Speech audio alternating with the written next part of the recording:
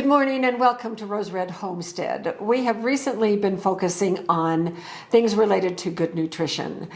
We have recently put out 2 videos having to do with nutrition. A recent one was 5 meals that showed how to increase protein and fiber in our diets. And then we did a video talking about the big changes that are coming to the U.S. dietary guidelines, with the amazing statistic that in that report that over 95% of people in the USA do not get enough fiber. So I've been focusing on more fiber in our diet, also upping our protein, and so I thought, it's time to take the chia seeds out of the cupboard and do a little video on chia seeds. They are a nutritional powerhouse. Many of you are very familiar with that, but here are chia seeds. They are these little tiny seeds.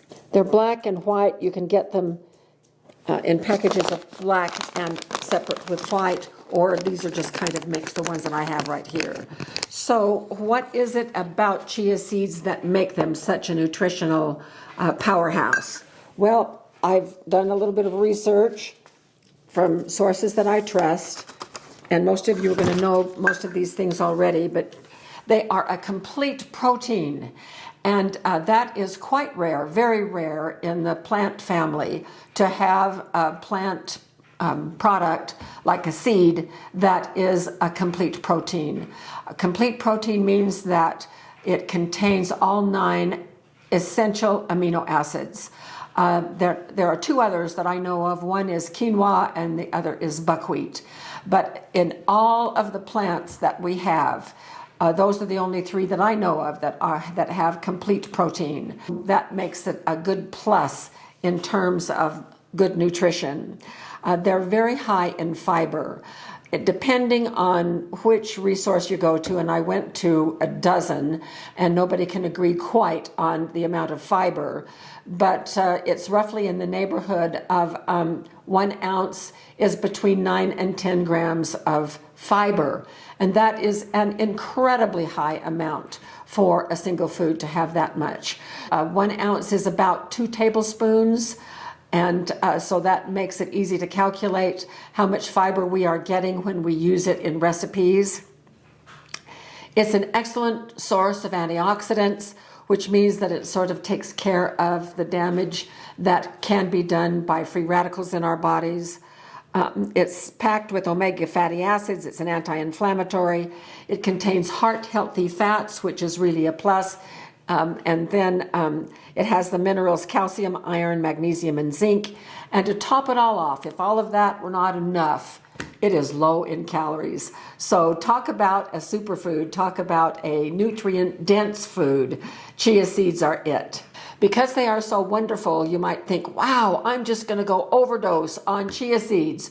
Well, there are some caveats. So let's take a look at a couple of things. First of all, chia seeds absorb an inordinate amount of liquid. They can absorb 10 times their weight in liquid. And by doing so, they form a gelatinous mass. Very important that we are aware that that's what happens. And they do it regardless of what recipe we put them in. And if you eat them dry, then it's going to get moisture from someplace. And so that means if you eat them dry, they're going to be pulling moisture from your gut. And so it's important that we drink water, make sure that we're drinking a lot of water, just a regular amount of water, but don't skimp on your water. Stay hydrated and we'll be fine. One of the articles that I read, the dietitian suggested no more than 2 tablespoons of chia seeds per day. The second quality that they had, the property that they have, is that they're very mild tasting, which means that you can put them in anything and the taste will hardly even show. So you can stir them into yogurt, you can put them in a smoothie, you can sprinkle them in a salad, you can put them in soups and stews, and your family will hardly even know they are there. They'll look just like pepper. But again, it is just be warned that we need to be sure that we are hydrated if we're going to eat them dry. They can also be incorporated, and often are incorporated, in baked goods. And we're going to be doing a video soon on some seeded sandwich bread that is to die for. That includes chia seeds among other seeds as well. So watch for that video coming up in a few weeks. Today I just want to show you one quick and easy and delicious way that in our household, this is one of the main ways that we use chia seeds. I rarely eat them dry.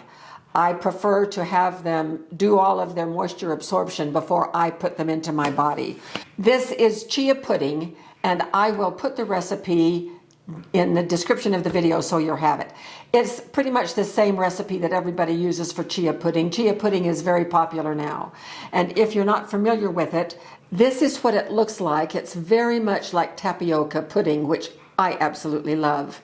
And it has quite a pleasant taste. It is viscous, and this is just chia pudding in milk. I mean chia seeds in milk. So it works well as a pudding, and that's what we're going to make. So we start using a jar. A quart jar is great for this recipe. I think this is like 3/4 of a quart. And we start with a 1/2 cup of chia seed.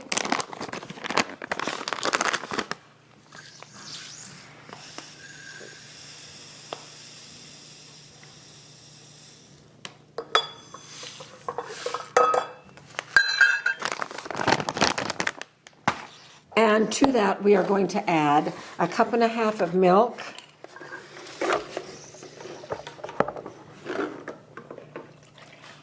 and I always use whole milk.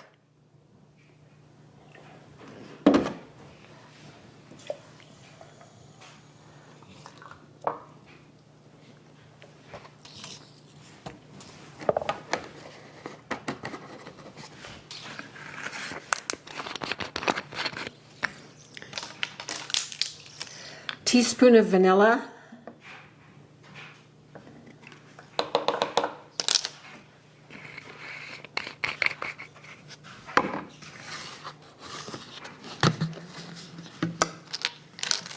and 2 tablespoons of maple syrup.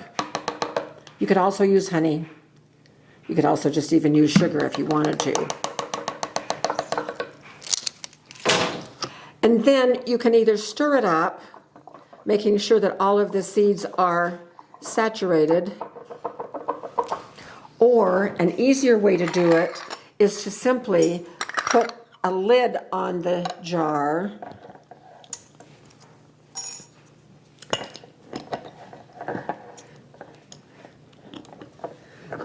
and just shake it up. Now here's the thing about making chia pudding. The absorption of the milk into the chia seeds has already started, but notice that it's falling to the bottom of the milk. So as it absorbs the milk, those seeds, it forms a gelatinous mass, and those seeds are going to clump together. For the first hour or so, you're going to want to shake this up like this. Put it in the refrigerator, come back in an hour, shake it, come back in another hour, shake it again.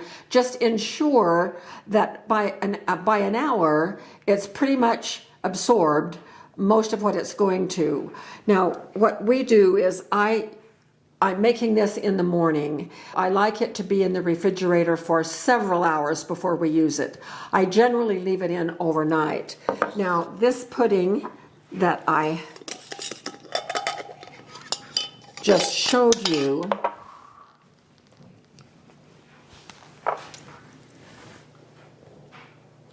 you can see